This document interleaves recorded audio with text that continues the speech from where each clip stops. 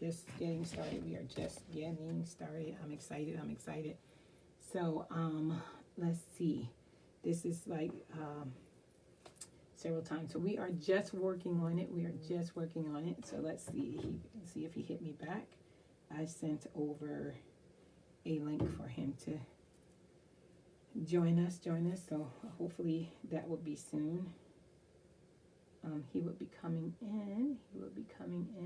I sent him one. So this is really new to us. My husband was at the church the other night trying to get on. So I'm excited.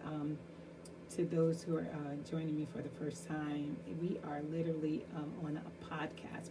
If you've been listening to the podcast the last couple of days, we have been talking about voices of men. I'm excited about that because I want to hear the voices of men. I want to hear their opinion, their voices concerning men in today's society. So we are trying to get my friend and my brother connected. So thank you for joining us. I see you popping in. I see you popping in. I see you. Here you go. And so I'm excited about that. So we're trying to get them in here. One more minute. I sent him a text to let him know that I sent him a link to join us here. We have been talking about Voices of Men the last couple of, and if you have questions, I see some of you replayed the broadcast. I see some of you had inboxed me questions and you email questions. This is something new. The nonprofit organization has been there. We see you coming in. Thank you for joining us again. So I'm really excited. About this evening, the Voices of Men, because I have a passion and a heart to hear their voices, their heart, and what they think. If you listen to me before, I would tell you all the time, we are women and we talk constantly. We always talking, and I just wanted to hear their voices and what their opinions are. I was sharing with somebody today at the center, being that we are in virtual teaching and a lot of children are literally with us. We have young African American boys that are at the center up to 13 years old. And so we have boys and girls, and we actually doing virtual learning. And I started to see the difference between a young man and a young woman development and just their learning and how they are picking up what they're learning and things like that. So one of the things is I always have a heart cry, and I cry out often for the men. Where are the men? And so I have several, and I'm excited about that. So we are ready to go. I'm waiting for him to come on in. I hit you up. Pastor Cox, we're trying to get you in here. He is the first one up tonight, and he's my brother. I'm here. You are here. Oh, I see you, Safe Haven. Can you plug in? Okay, because it's saying you are offline. Can you plug in, Pastor? I can't hear you.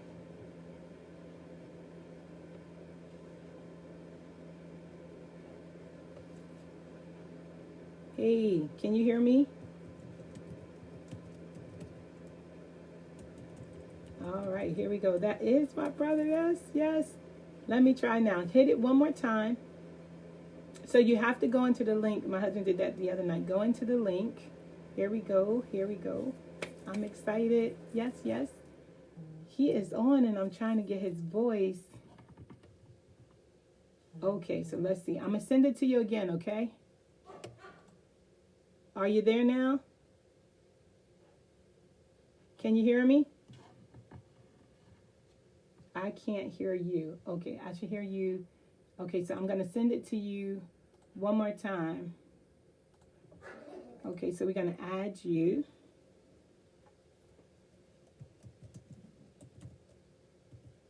I'm going to send it to you one more time, Pastor. Let's see if you can get on. I'm excited. I told everybody about you. I'm so excited. And I want to hear you, and they want to hear you as well.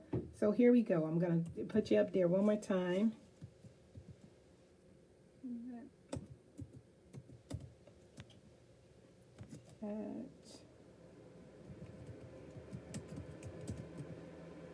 Okay, so let's try it now, Pastor. You should be in. I'm excited. Enter the live audio. Did you get in?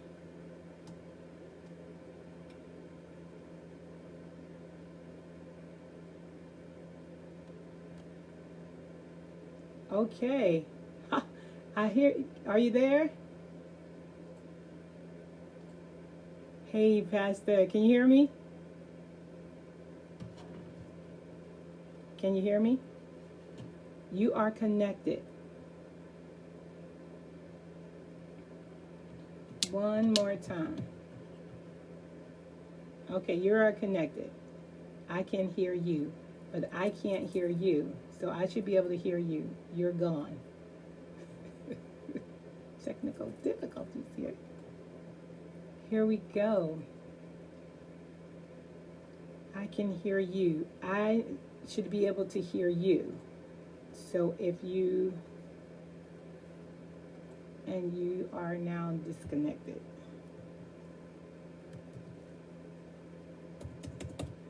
I'm going to do it one more time.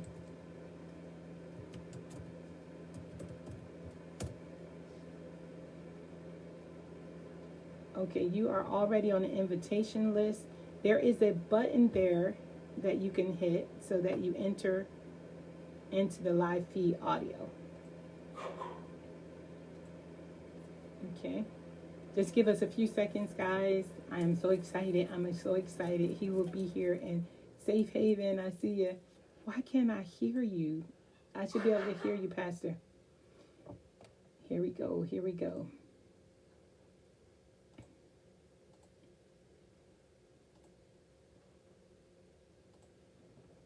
I'm waiting for him, guys. Here we go, podcast. I'm so excited. I'm so excited. Okay, enter a live studio. Pastor, are you still there? Are you still here? I know it's funny. Don't laugh, Pastor. We coming. Why? I can't hear you. I should be able to hear you. You are on my feed. And others, hold on. Let's see. Call in. Yeah, you're in. Can you still hear me, Pastor? Can you still hear me? Because it's saying you're offline over here. But you're actually online. And I really need them to hear your voice. Here we go. Here we go. He's coming. He's coming. He's there. He is there. Hey, Pastor, they laughing at me on Facebook too. Believe it or not. Here we go. This is funny. Pastor, where are you? I connected you. You were there. Okay. Can you go back to your email and hit it again for me? Okay.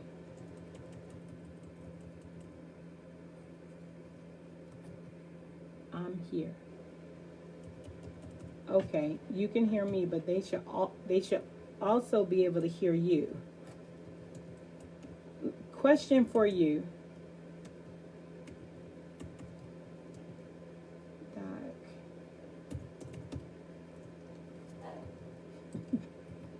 He's here, you guys. I promise you he's here.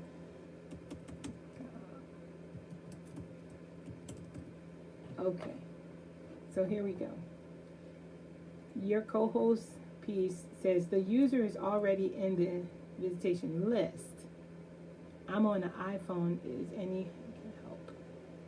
Right, that's what I'm saying. If you're on an iPhone, I don't think that mattered because my husband was on an iPhone the other day. So if you click in, because you're already there as a co-host, and then there's a link in there that you just click on and you should be able to come right in. Now you can actually see me type into you, but we should be able to actually hear you. We should be able to actually hear you. And we cannot hear you. So let's see. Okay. And we should be able to hear you. Why can't we hear my pastor, my friend? Okay, so let's do this. Let's see. Why can't we hear you? There is a button on your phone that you should be able to come in on the iPhone. I'm here. Yes, I'm on iPhone. Can you help?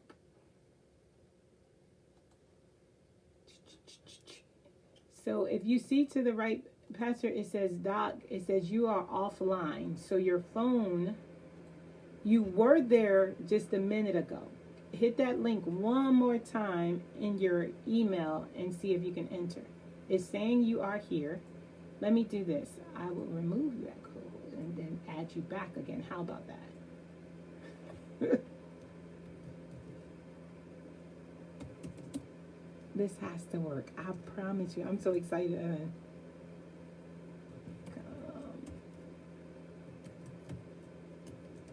Okay, so let's try it one more time. Invitation has been sent. Try it one more time, Pastor. Can you do me a favor? Can you go to your email if you can hear me? I'm going to text you again. If you can go to your email and hit the link. And then when you hit it this time, you're coming in as a co-host. And I know it works on the iPhone because I just had my husband on. Okay, enter live audio.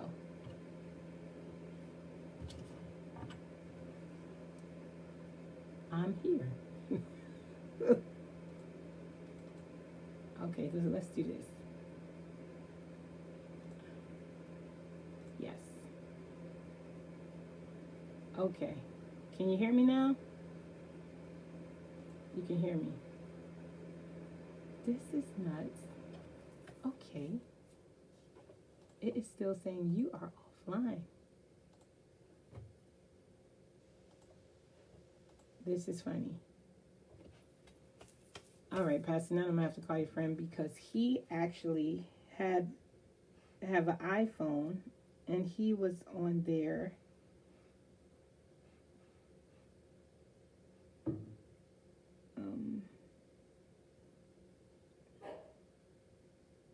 Here we go. All right, let's see. He is not in, and I can't call in. You are a call in, and we see you here, Pastor. We see you. We just can't hear you, and we're waiting to hear from you because I'm so excited. And I know I just text over the questions to you this afternoon, and I really need to hear your heart on this. So why can't we get you in? Calling, and you are calling, and it is saying you are here.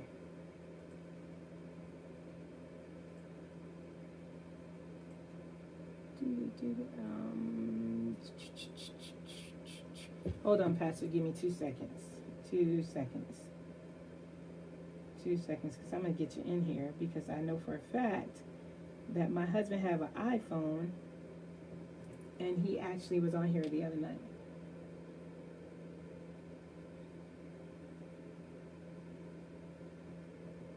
Yes, I'm calling my husband, guys. This is how you do podcasts when you're learning how to do it for the first time.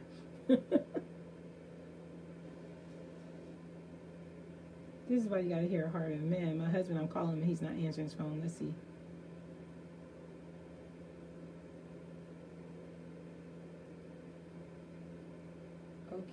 Okay.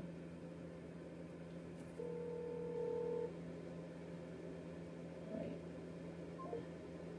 Let me see if I can call. It says you are in. Enter live studio. Why aren't you in? So this is funny because he was in the other night and he was also in.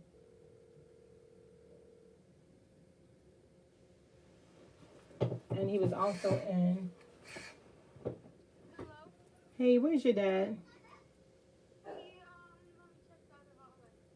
Call in, would like to call in. Yes. Here we go. Let's see. Connect. Can you hear me now? Yes. Yes, I can hear Oh you. my goodness, Pastor, I love you. Oh my mercy. What did you do different this time? Went way down to one of the other call-ins and hit it from down there. Went way down the other end, away from everything. Like, Goodness. Thank you. but we got it. Man, I I'm here love you. now. Listen, I know you have a lot on your plate. I know you do a lot. Pastor Cox, my friend, my brother, thank you. Thank you for joining me tonight. So, of course, I shot you over a couple of questions. We're going to dive right in because I have a lot of people that replay and a lot of people would love to hear your voice. One of the things is that I sent it over, so I hope you were able to get some of the questions and just want to hear your heart in the area and these questions. So here we go. So a lot of you guys on the podcast, thank you for joining me. Thank you for all those that will replay, and thank you for those that are all following us. By the way, Pastor, they are following us through voice, through Facebook as well, on Dare You to Be Different, which is a nonprofit organization that I run here in Somerset. You are doing a lot of great things. I got a shout out to Safe Haven. Thank you so much. What you do for the community at large, and you just don't do it in your area, you do it all over the place. So I appreciate you. I can't say how much I appreciate you. So you'll hear the dogs a little bit in the background because my family decided they were going to come home late. But come on in. So here we go. One of the questions is, we're going to jump right on in if that's okay. First, I want you to introduce yourself, if you could, for the people. I already told them about you, so a lot of people know who you are. Can you just give us a brief and what you do and who you are? Well, you basically almost introduced me. I'm Pastor David A. Cox from the Safe Haven. My wife is Keisha Cox. I have 3 children, Kawan, Devon, and Israel. And I'm grateful that y'all gave me an opportunity to come and talk to you on this podcast tonight. I believe God's going to really get the glory out of this, and we're going to have an awesome conversation. Amen. I really believe that. Pastor, let's start with this. So we're going to dive right into it. The podcast, I already know for days we've been talking about the voices of men. The reason why I wanted to hear from you guys is because we, as women, we talk a lot. We show our emotions. We just everything. So I don't even talk about, I don't even want to talk about, us. I really want to talk about men. The first question is, what is your earliest memory about your dad, or being a dad, or as a dad? Well, you just hit 2 different buttons right there. Gotcha. When you said my earliest memory of my dad and then being a dad. My earliest memory of my dad is him not being around. Okay. And me always wanting, he promised me a bike, and I'm 45 and I haven't got my bike yet. Wow. But the blessing of that is, in all of that, is when he couldn't do his job or wasn't around to do his job, God led me to my pastor, which is Bishop John Vaughn, and he began to teach me how to tie ties, take me to baseball games, basketball games, football games, and train me up to be a young man. It was interesting because it helped me when I became a father to make it my business not to become an absent father, and to make sure that even in the middle of pastoring and working full-time job and running a clothing company, that my kids wouldn't lack anything, and not just material stuff, but they wouldn't lack attention from their own father. That's. Oh, this is my co-host, Pastor. This is Mr. Hakeem Miller. He want to ask you a couple of questions here too. That's fine. So based off that, what about your first time being a father? How does that, how do you, what Well, memory? man, that was shell shock. I thought they was playing a trick on me. I didn't, let's begin. I got 3 kids, and I don't think I wanted any, but I got them. And my wife often picks at me and says, if I had this girl first, I probably wouldn't have had no more after her, because she broke the mold for real when she came. Things that I thought that I was tough on automatically became untough when she came around. But the shell shocker was with dealing with raising kids, or raising kids, is when I realized that my mom wasn't going to be taking care of them for me forever. Oh. And I realized that Infamil and Pampers wasn't free. That's right. And that's something that had to be put into your budget on top of your mortgage, rent, and everything else that you had going on. But at the same token, as life keeps on going, it is a great responsibility to raise children at a time like this. And that's one of the challenges, Pastor, that being that you are a present dad, and we having a lot of young men and young boys particularly who doesn't have present dads. And I see that you do a lot of things over in Safe Haven, and you open your arms to a lot of men that, didn't have dads. So that's one of the challenges in today's society, is finding really African-American men that are stepping in for their fathers. Now, by the way, I've watched you with Izzy. I love the relationship. I tell you, like I told my husband, these are the things that I desired before my dad died and I didn't have him. And so you guys make a big difference in especially a woman's life. Think about it. Now, Izzy's a little bit older, right? Now, Mhm. what if somebody knock on your door and say, hey, we come to visit Izzy? Let's talk about that. Oh, that's a great conversation. We can easily. I wish I'd have had her sitting beside me so she could tell you what she said to somebody. The gentleman asked her to go out, and Izzy literally told her, "Where are you gonna take me? Where are we gonna go that my daddy can't take me?" Wow. She said, "What you gonna do? Take me to dinner? We done flew to another state to have dinner." Wow. she, yeah, this.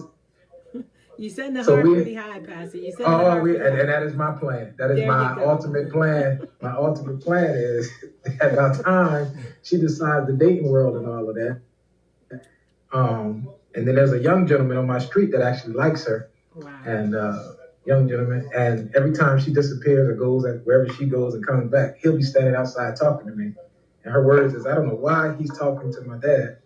He know my dad don't like him already. Like he's not going to give in to you. Instead of talking to privately, is not going to help him." One of the take is my baby, but I've trained her a certain way. She's not going to be around us forever. But I need people to understand before you start talking about being a good father, you need to be a good man. Mm-hmm. Fathers can play like a kid, give advice like a friend, and protect like a bodyguard. Wow. And there's too many of us in my head that's trying to be good fathers, and we're not good men. Wow. And I try to show her what I want her to go after, because most people marry somebody that's similar to their father or their mother, or different things they picked up from being around their father and mother. So I have a quick question. As a young father myself, what is the best advice for a young black father trying to get everything right? Working and because you pastor and you do a lot of other stuff with the community and things of that nature. So how do you balance it all? Well, I make sure. I'm glad you put that. Let me put it this way. Not only do I pastor, I used to pastor in New Brunswick, and I live in Trenton, which is about 40 minutes away. And my wife and children can testify to that. For 10 years, almost 11 years, I did that. And because we didn't have a bunch of money and all of that, I would include them into when we would go to church up that way. Some weekends we would just go and stay in a hotel and create a moment. Create a moment right there in Somerset, up there where all them hotels is at. Because I believe that my children shouldn't have been left out. They shouldn't have been left out just because I've got a call in my life. Yeah. And so I would go from preaching 4 times a Sunday, come home and take them to Chuck E. Cheese. Mm-hmm. I've gone from preaching in another state, come home, put their bikes in the truck and take them to the park. I've gone from, me and my wife went on 1 year for vacation right after Thanksgiving. So my kids was robbed really. We went to Thanksgiving, we had Thanksgiving, but we didn't cook because we didn't know what they was going to do while we was gone.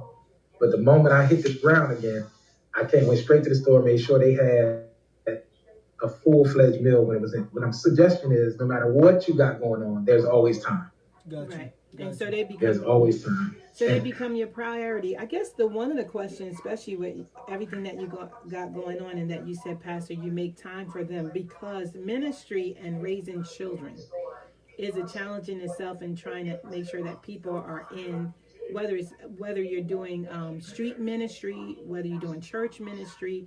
It seems like you were intentional about making time for them. Well, you just said something there, because yet again, in the beginning stages of my kids, because they're getting older now, but the beginning stages of it, my kids was my deacon, they was my janitors with me. So anything I had to do at the church, they was at the church helping me out with little stuff that they could, like pushing the speakers out and doing different stuff like that. But it definitely takes a mindset of being intentional. And the reason I'd say that, because life can really get away from you. One thing I never wanted to do is to push my kids away from church, because I forced them to be there and they lost their dad to church. Wow. I'm a pastor and I got a clothing company and work a full-time job, but I refused to be an absent father. And one of the things I told my church is, I'm your pastor. 1 second, and put this thing back in my ear. I'm your pastor, but you are not about to make my kids your pastor. Right.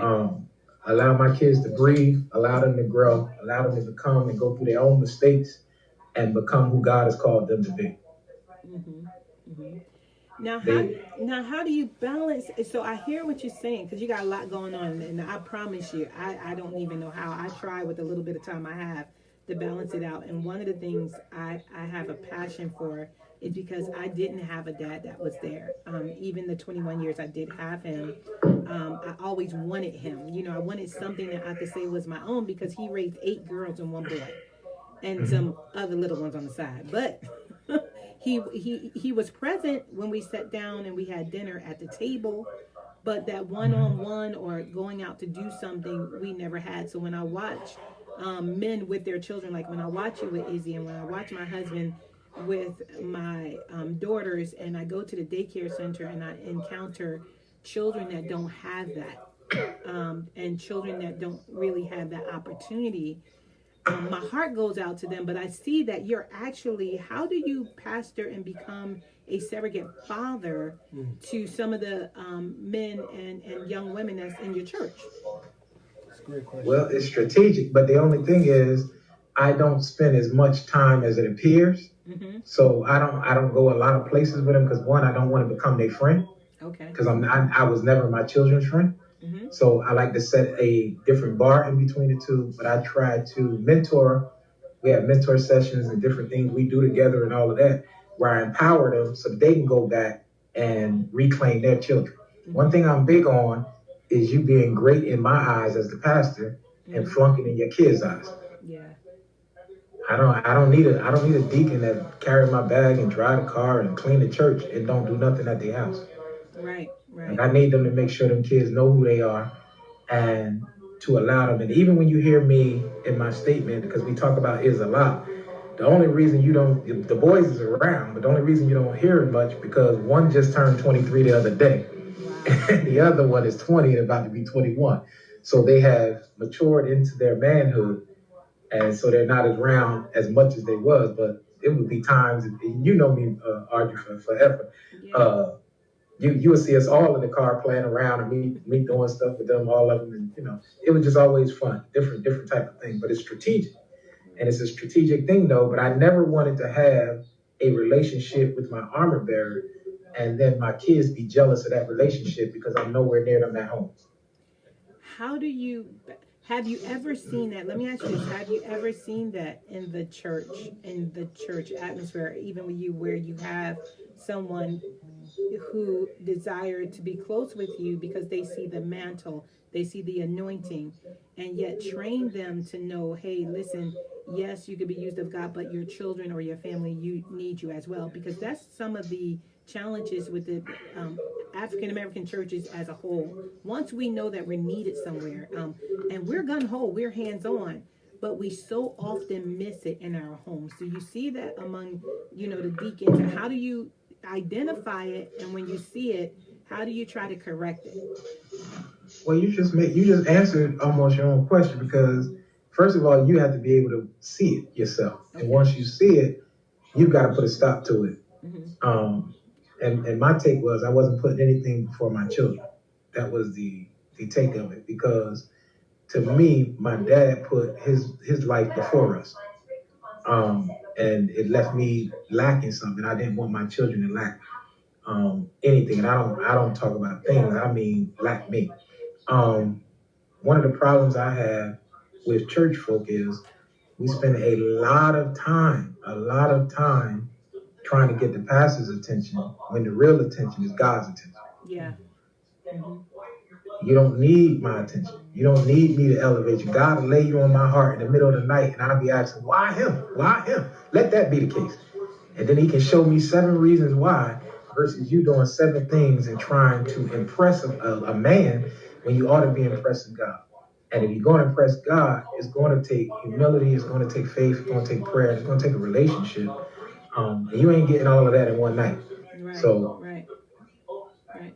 So what mistakes kind of helped you out, in terms of like I'm pretty sure there were some bumps and bruises along the way. What is like a key a mistake? lot of bumps and bruises. What key mistakes can you point out that, like I said, again, I'm new to this, being a father thing, having little ones. So just for talk, as if you were talking to me, man to man, one-on-one. Man, I can give you the simplest illustration, and my wife can testify to it. The simplest illustration I can give you. For years, I would take my children to get their nails and toes done, and as the boys are getting older, they start doing their own now. But I go with my daughter. But as my schedule started picking up, and as Audrey said, so much, I'm in so many places. I started just giving her. She has access to one of my cards, my credit card and my debit card with her name on it. So I start sending her to the appointment without me. I'm going somewhere with the conversation. I did it 1 week. I did it 2 weeks. By the third week, she came quickly and hit. It's not about her getting her nails done. That was me and her time. Yes. Nice. So I was robbing her of time. She had the same thing, but I had robbed her of time. And Right. what she said is, I don't want to go if you ain't going. So that told me right there what it was about. It never was about the money. It was about me and her being there, spending these couple times, even if we're not sitting there talking for the hour and a half, 2 hours, and then, but she know just get me alone might trigger something for her to get to go a shopping spree. She gonna want lunch, might get her hair done, but she's saying I can't get nothing extra if you're not here. Right. So Right. it's really about the sacrificing and making sure the time is there to spend time versus spending money and all of that. And one of the greatest mistakes I made was trying to give her a card instead of me. Right. And one of the things that we had on the list too, Pastor, and we don't want to keep you long, but this is some good information and people are listening, and we got you actually your voice on live, just trying to hear your heart, because so many people have different opinions with raising boys and girls, just raising children in today's society, and being challenged and making sure that they're getting what they need from the home versus going outside of the home. And the point that you're setting a standard for Izzy is great, because now she knows if she can't get dad, Yeah. she don't want anybody. Yeah. Now it's strange because even my sons, on 2 separate occasions within the last month, caught me alone, both of them, and brought up something they doing in their manhood that I trained them to do that I forgot all about. Which means they were paying attention in the process while we were doing this thing called life. They were paying attention and was like, "No, Dad, this is why I get up early and do this, da. You taught us. Get up. If you do everything you're supposed to do, then you can have relaxing moments." Because one thing I don't like lazy men, because I'm not lazy. Get up. I go after it early so I can be done early. So a lot of the times, the people see me do a lot of stuff, they think it's all day long. I done did all that by 12 o'clock. And I be on to the next segment of the day into something else. I try to cram it all in, put all my meetings back to back, put all of the preaching stuff back to back. And anybody that knows me that's on here can testify. If you watch me preach 5 times in a Sunday, you probably seen me in Trenton at one time, New Brunswick at another time, Newark at another time, South Jersey at another time. They probably was all back to back because I would try to get it all done so I could get back to my house. So, Pastor, I know you real well, a little bit, or I think I know you real well. I pretty well know you enough. I noticed that you are definitely a mama's boy. Let's talk about your Oh, glory to God. Glory to God. I wouldn't take nothing from my journey. I just told the story yesterday that if I could, I'd have moved my wife and kids into my mama's house. Wow. Glory to God, I sure would have, but my wife, Keisha Cox, was not going for that. I even tried to buy a house across the street from my mom. Oh, wow. Oh, I was planning on getting that ketchup out that kitchen from my mom and the toilet paper and all that. But I'm a mama's boy, but I had to come from, I had a quick lesson once I got married, and for the young man who is your co-host, this is something that might help you. I know you probably rich, but not like me. When my lights went out, I got married, and about 3 months later, I realized that my mom wasn't gonna pay that bill, and them lights went out, and I had to get them lights on before my wife got back home. That was a shell shocker. When you got kids in the house and your wife coming home and it's dark, and I made it my business as a mama boy. I said, man, I guess it wasn't. The cereal don't grow on the top of the refrigerator. Wow. It doesn't grow, and the bread don't grow out the cabinet. Like, it's different things you had to learn, but it helped me to now make spreadsheets so that I can help my budget stay in place. And it's the same thing. That's one of the things I train my boys with, well, my daughter too, is to be responsible with your credit, be responsible with your income, be responsible with your spiritual life and your prayer life with God. All that stuff gonna come back. You can mess it up all you want. You're gonna pay for all of that. Right, right.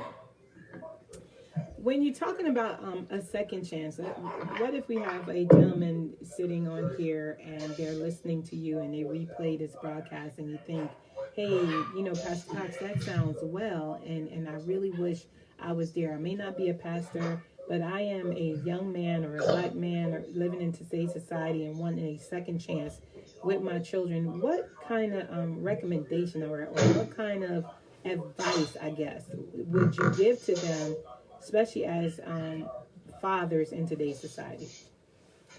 Well, I'll tell them this. It's easier for a man to have children than for children to have a real father. Wow, that's heavy. I'll say it again in case y'all ain't hear what I said. I like that. It's easier for a man to have children than for children to have a real father.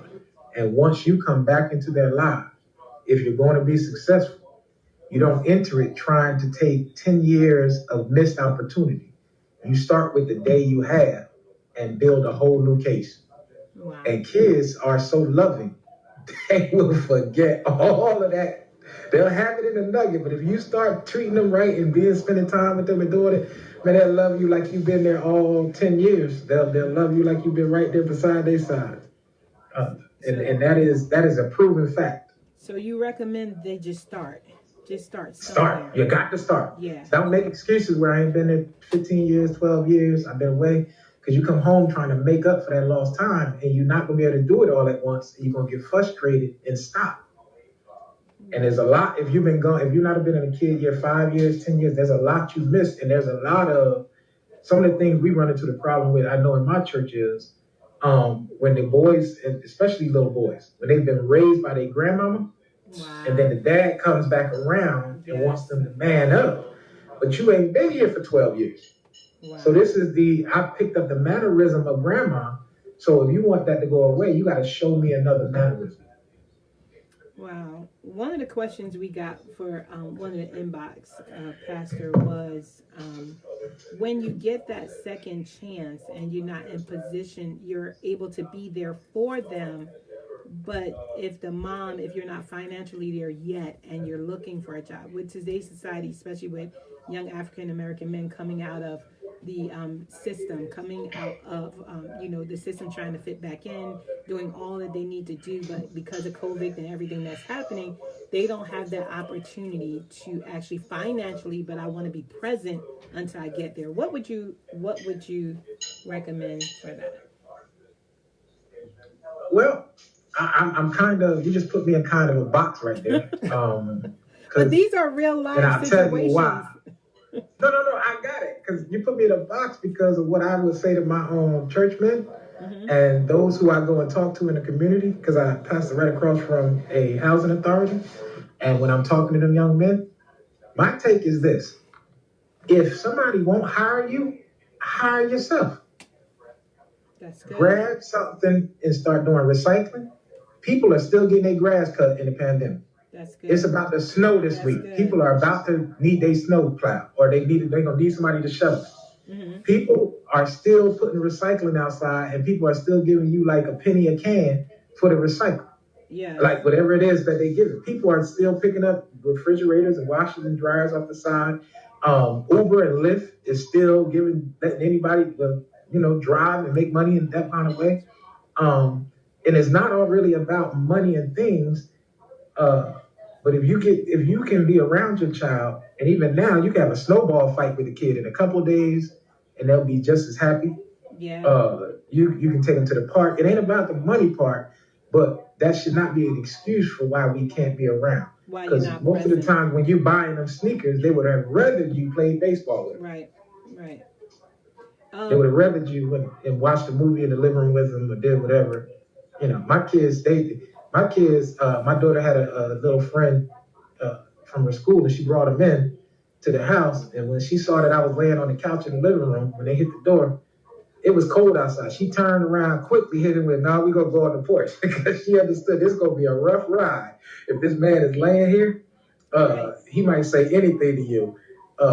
And so you don't make excuses because your kids ought to know you, and they can't get to know you if everything is based off finances. All right, one question for you. Go ahead, sir. Yes, Reverend Cox, this is Pastor McNulty. How you doing, man of God?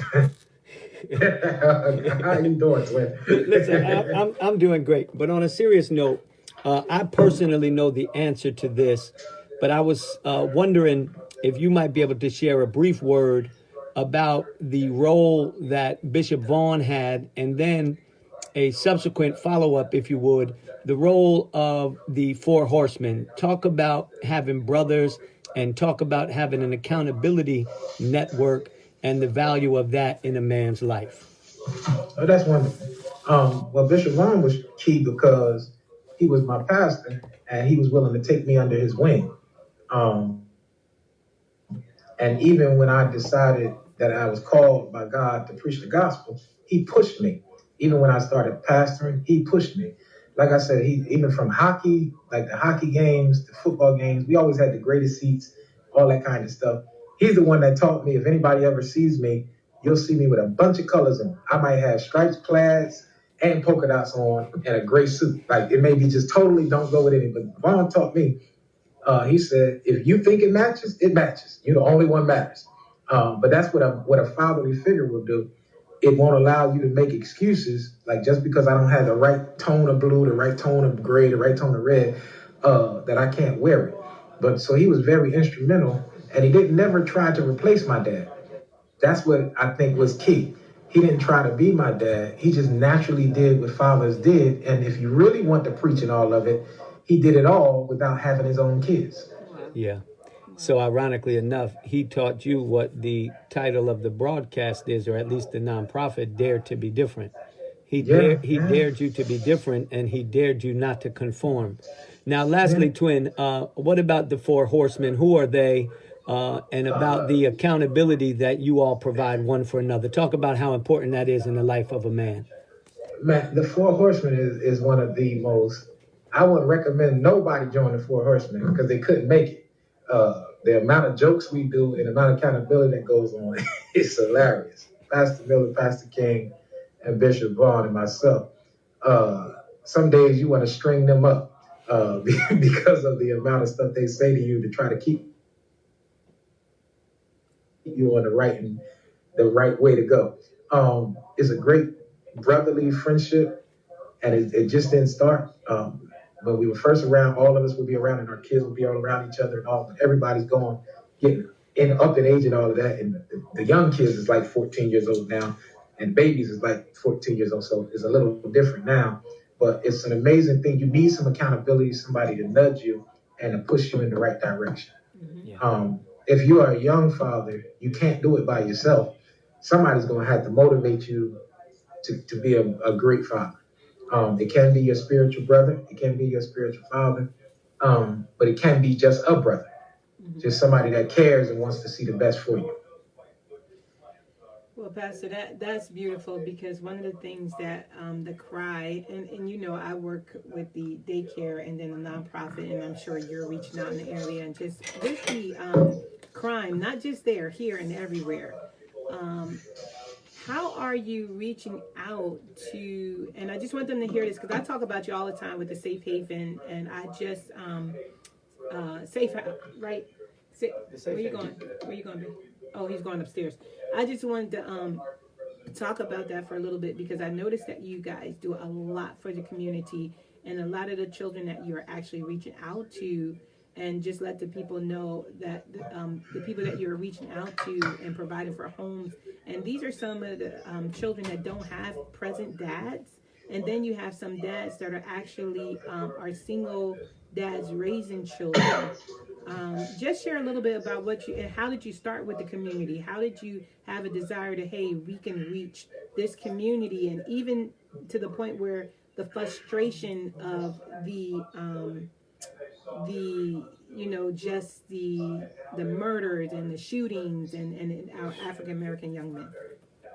Well, what people don't realize where the Safe Haven is, and I didn't know it, The Safe Haven is a big version of my youth ministry at Bishop Vaughn's church. Mhm. Everything I did now, I did on a smaller scale then. Evidently, I was practicing and didn't know it. Yes. So all I do is we reproduce it and do different things now because times have changed. But a lot of what you see is what I used to do on a smaller scale. But you said something key about the young kids who may not have had their fathers. We put on a young men event, young for teenagers, not that long ago, and we had a young lady come in, and she had a blanket that she uses with all of the homicide victims because one of her sons had died, well, her only son died, and she has a blanket of homicide victims on there. And it was about in the room, probably about 20, 25 kids, young boys in there, and this one kid kept, when she was doing her speech, kept raising his hand. And so finally, my assistant, Brian, told him, yeah, he wanted to go to the bathroom. So he let him go to the bathroom. Mm-hmm. But we didn't realize that at the bottom of the blanket on the right-hand side, the second to last person was his dad on the blanket. Wow. Wow. That's heavy. And what he was trying to do was get out the room because he was looking at his father. And it was bringing emotions, and he didn't want to get overwhelmed while he was in front of all them other teenagers. But it was a great talking point for them so that they can see the fruit of actions. Because they got to see, because a lot of time we talk about the parents, but what about the children and the siblings of who've been left behind from senseless murders and violence and all of that kind of stuff. And so it was an amazing time. It was an amazing time, and it was a great outpouring of God and the Holy Spirit that day to help us be able to talk to him. And he's actually an awesome kid. But it was just a lot to see your own father on a blanket of somebody that's doing a presentation. Yeah, man. Well, Go ahead. I personally want to thank you for what you do, even though I haven't personally got a chance to experience it. Because I've had a teacher who did similar to what you're doing now. It was called the Gentleman's Club, who took us in and to just explain how hard life was, the streets can be, and to get out of there. So that is something that I see as a great help to not only just black men, young men, but just young men, period. Because as we all know, this world will eat us up and spit us out. So again, I just want to thank you for what you do. I appreciate it. And we just getting started. And the other thing we use is a tool of sports to lure them in with the sports, especially around when we can get outside and do it, especially with COVID and all that. And then you'll be surprised. We were able to train these kids in reference to all of this social distancing and corona, COVID, and all of this stuff going on. And the kids will adapt to it. I want to tell you now, the COVID spread ain't the kids' problem. It's the parents. The kids will adapt to what they taught. If you train them about the mask and washing their hands and they're building their immune system and staying away from each other and distance, they'll play. They'll want to go play, but they'll do everything you train them to do. Them kids will mostly follow. I watched it. I just ran a whole summer camp with face masks, and we did stuff. We did activities, and they didn't mind playing basketball in the mask, and all of that kind of stuff. So I've watched it. I know it's possible. But I think the parents put more pressure on it and are more of a distraction than the children are. Well, Pastor, I can't thank you enough. You have given us a lot of points, and we want to hear from a man point of view, and we thank you because it's so easy for us to judge or not understand or not be open enough to hear the heart. And especially with second opportunities and second chances, and from a man to man, to hear a man say, hey, just do it. It's totally different from a nagging woman that say, you ain't been here, you never been here, you ain't gonna be there, he look just like you. And we get this. But when you can find a positive man of God and a positive man that can outreach and reach out to our children and be a part of society, and they can watch you be a great dad, especially in today's society, 2020, we need to make it known that there are great dads out there. There's still dads out there that are saying, hey, listen, I'm going to get it together. I haven't always been perfect, but I'm going to do the best I can. And I probably didn't have an example, and you are a great example of that. You didn't have your own dad present, but God placed somebody in your life to be present to go to the next step. So even if we have men under the sound of my voice, hey, just become present first to your own kids. And if you have time to be that to somebody else, and those who don't have kids can become present in the boy's life. Isn't the same? One of the problems I have is people will become great stepdads and not even take care of their own kids. Whoa. Wait, I was Okay, I guess y'all was getting rid of me. All right. No, we wasn't I'm getting rid going of to you. my seat. No, I'm no. going to my seat. Oh, and I'm hold going up, to my Pastor. seat. No, We no, were no, both no. thinking. No, I'm we were closing. both thinking I'm what you. closing. No, Pastor. No. We were both thinking what you said. See, that's one of the challenges with. Okay, so we got this Hakeem, right? That's why And I don't wanna be I getting got premature. I got premature. I was excited. He was like, we got great. He got really excited till you said being a dad.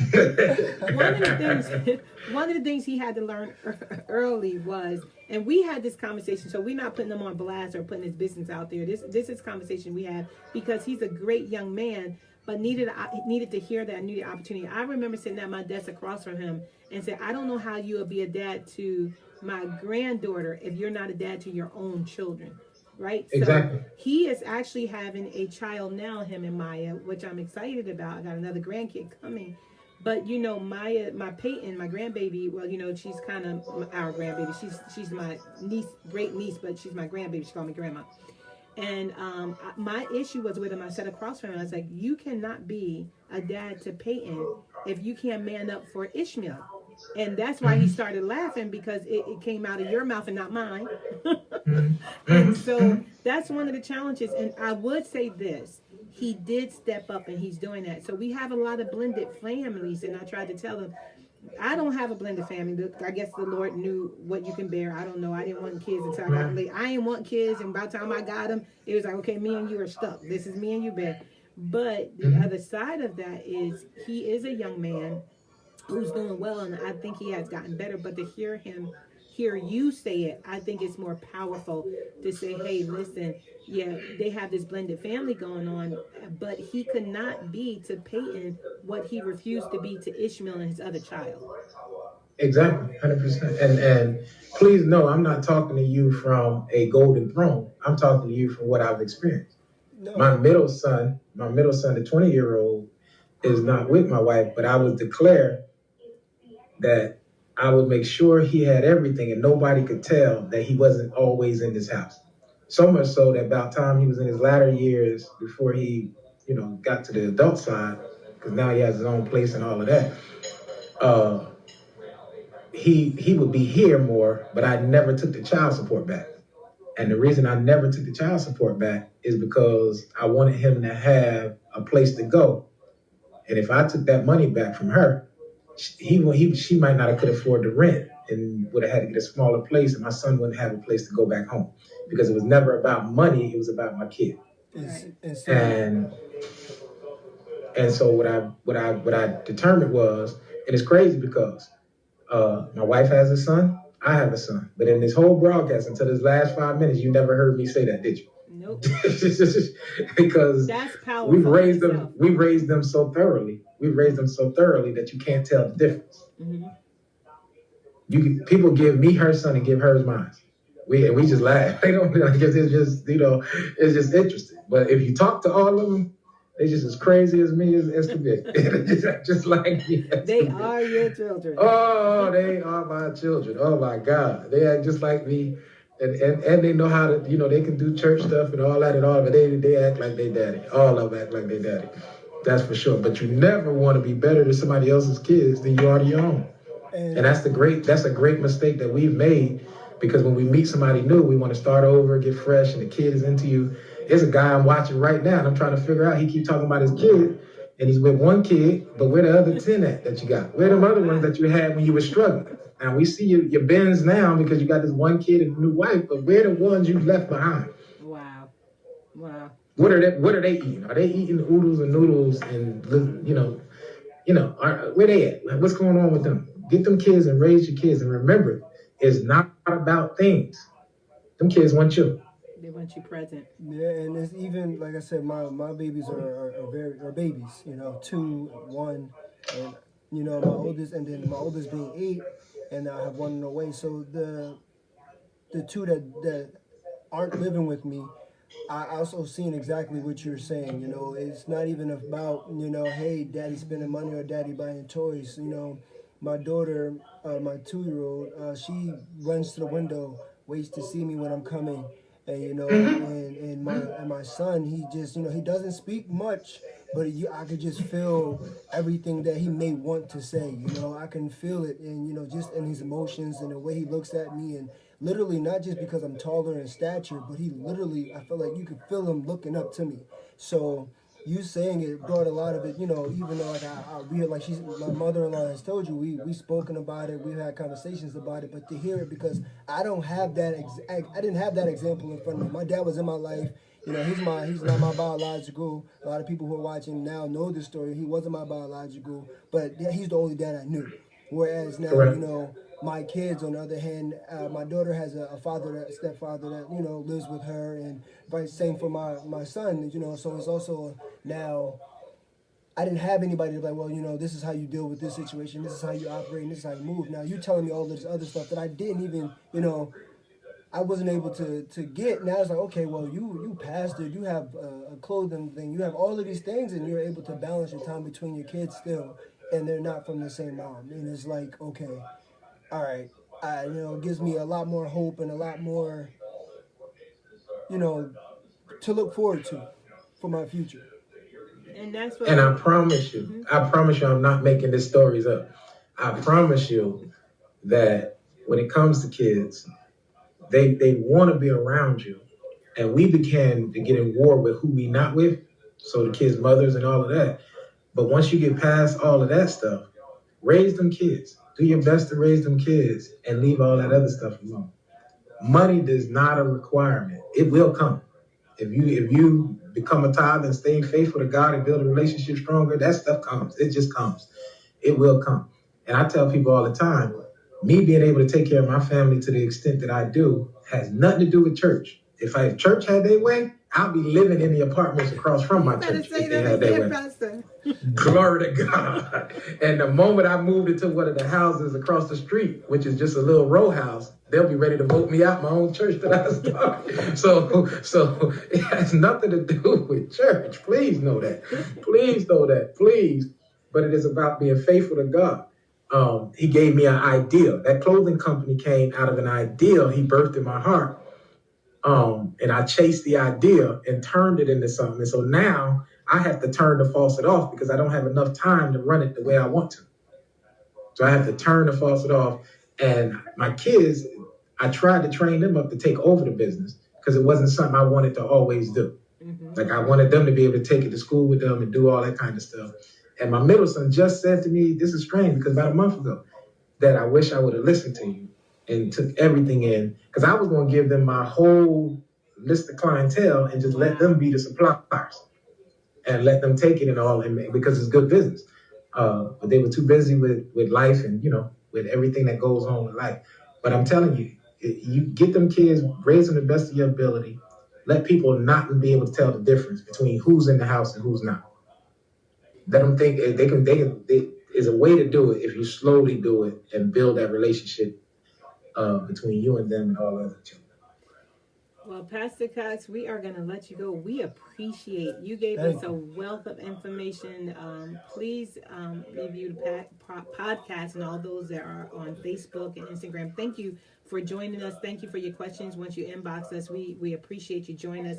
Pastor, thank you for taking this time out. You have given us a wealth of information that I need to hear.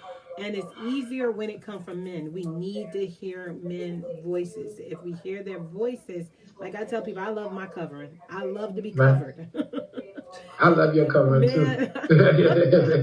Seriously, I love your covering. It has been, I just appreciate you, man. I just don't know, from my heart to yours. Thank you. There's people coming in now for the podcast. We are done. Until next time with Voices of Men, let's talk with Pastor Cox. Please replay. Take the opportunity to listen to it again and again and again. There's a wealth of information that was placed in there. that you can hear. We just want to hear voices of men. There's so much that's out there for men, and we want to be a part of it. We are praying for you, and we're going to continue to pray for Safe Haven. We thank you for all that you're doing over there, and I just believe that this is just the beginning. So Sure enough. send your love to my sister. Next time, maybe She's sitting right here. She's right over here. Hey, She's sitting right hey, here. my friend. Listen, tell her next time we gotta have a marriage conference. Oh God, she'll be all for it. She's all for it. All right. She is all for it. All Pastor, right. I Love love y'all. you. God bless. Have a blessed one. Bye bye. Until next time, everybody. We are out. Thank you.